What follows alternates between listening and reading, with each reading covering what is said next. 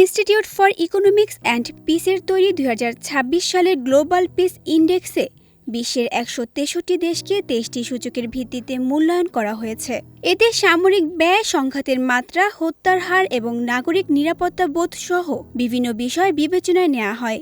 তবে এ বৈশ্বিক অবনতির মধ্যেও ৫টি দেশ নিরাপত্তা ও স্থিতিশীলতায় শীর্ষ অবস্থান ধরে রেখেছে।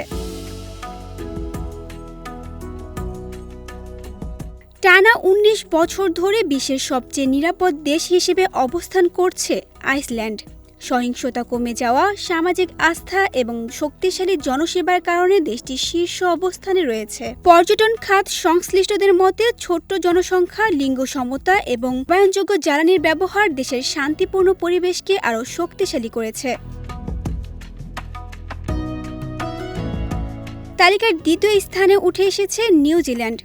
কঠোর অস্ত্র আইন, ছোট জনসংখ্যা এবং সামাজিক সহিংসতার কারণে দেশটি নিরাপদ হিসেবে বিবেচিত। বিশ্লেষকদের মতে বৈশ্বিক সংঘাত থেকে দূরে থাকাই দেশটির স্থিতিশীলতার অন্যতম বড় কারণ। তৃতীয় স্থানে রয়েছে সুইজারল্যান্ড। দীর্ঘদিনের নিরপেক্ষ পররাষ্ট্রনীতি এবং কম অপরাধ প্রবণতা দেশটিকে নিরাপদ রাষ্ট্র হিসেবে প্রতিষ্ঠিত করেছে।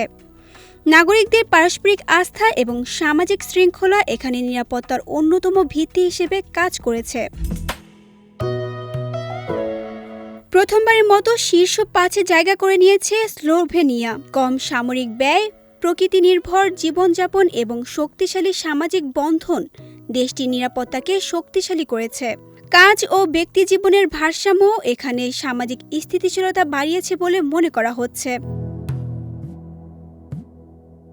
তালিকার পঞ্চম স্থানে রয়েছে আয়ারল্যান্ড। কম সহিংসতা এবং নিরপেক্ষ পররাষ্ট্রনীতির কারণে দেশটি শান্তিপূর্ণ তালিকায় জায়গা ধরে রেখেছে।